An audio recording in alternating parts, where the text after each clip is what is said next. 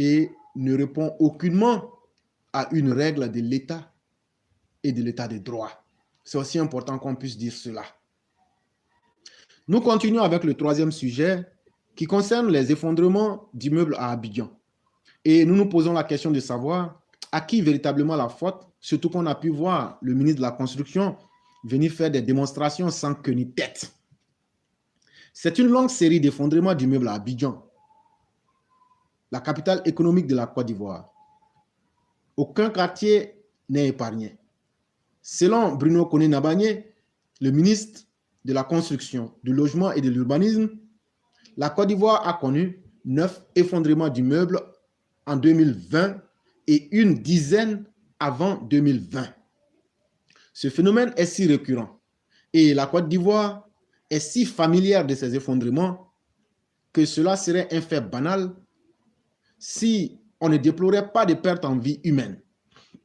Ces catastrophes successives questionnent donc aussi bien les professionnels du secteur que le ministère en charge de la construction quant à la rigueur et au professionnalisme déployé par chaque acteur pour l'édification des ouvrages. M. Bruno Koné assure, quand il y a un effondrement, ce n'est pas la faute au ministre, mais celui qui construit son immeuble. Le ministre a une mission de contrôle qui est principalement administratif. Assurez-vous que la personne a un permis de construire, elle doit se faire assister par un architecte, quelle que soit la construction, dès lors qu'elle est réalisée, et les constructions de R+2 ont recours à un bureau de contrôle ou à un ingénieur conseil. Cette déclaration du ministre appelle des interrogations qui sont les suivantes. Qui s'assure que le propriétaire dispose d'un permis de construire avant l'édification même de l'immeuble? Deuxième question, si le ministère de la Construction a une mission de contrôle administratif, qu'en est-il du contrôle technique? Troisième question, qui doit contrôler le cahier des charges qui est suivi à la lettre pour la construction d'un ouvrage? Quatrième question, qui veille au respect des normes? Et si contrôle il y a, est-on sûr qu'il est correctement fait avec la conscience professionnelle et l'honnêteté requise? Cinquième question, pourquoi les immeubles se fondrent-ils si facilement à Abidjan? Face à cette situation qui endeuille régulièrement le pays, les populations ivoiriennes voudraient bien voir situer les responsabilités afin que le gouvernement puisse prendre les mesures idoines afin de prévenir d'autres catastrophes. Conscient de ces drames que suscitent des murmures et des colères, des indignations et même l'exaspération de la population, le gouvernement, pour une fois, a décidé de réagir. Mais pourquoi a-t-il réagi si tard? Surtout que le ministre même nous dit que depuis 2020, en 2020, il y a eu 9 effondrements et avant 2020, il y en a eu plus d'une dizaine. Pourquoi le gouvernement réagit-il si tard maintenant? Au sortir du dernier Conseil des ministres, le porte-parole du gouvernement a énoncé les mesures prises relativement aux effondrements d'immeubles.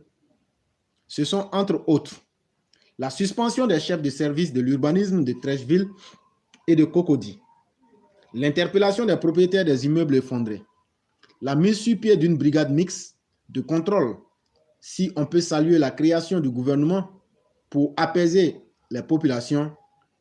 Les Ivoiriens restent toutefois sur leur faim au sujet des causes des effondrements et des responsabilités qui ne sont jusque-là pas réellement situées.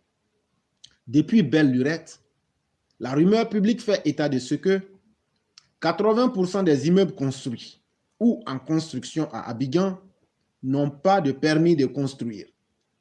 Outre ce fait, il est pointé du doigt la légèreté des contrôles effectués avant, pendant et après les constructions, où rigueur et professionnalisme sont aux abonnés absents, ce qui expliquerait que les normes ne sont pas toujours respectées et la responsabilité du ministère des tutelles profondément engagé dans l'advenue des catastrophes.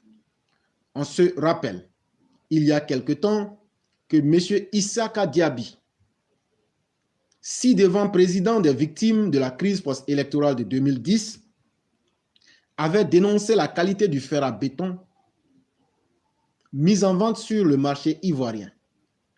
Tout le monde l'a écouté d'une oreille distraite, certains détournant les yeux et d'autres se bouchant même les oreilles. A-t-on pris soin de vérifier cette information? A-t-on pris soin de contrôler la qualité de ces fers en question? Assurément non. Il n'y a eu ni information, ni confirmation de la dite information. En tout état de cause, la responsabilité de plusieurs personnes est engagée dans cette douloureuse affaire.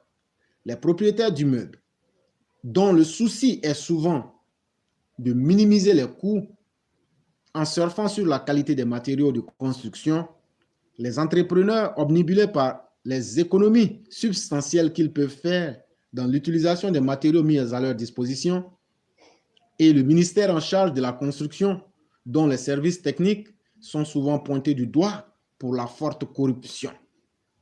Le gouvernement gagnerait à aller plus loin que des mesures qu'il a annoncées. Assurément, l'ivraie se doit de se séparer du vrai. C'est un article de Connexion ivoirienne.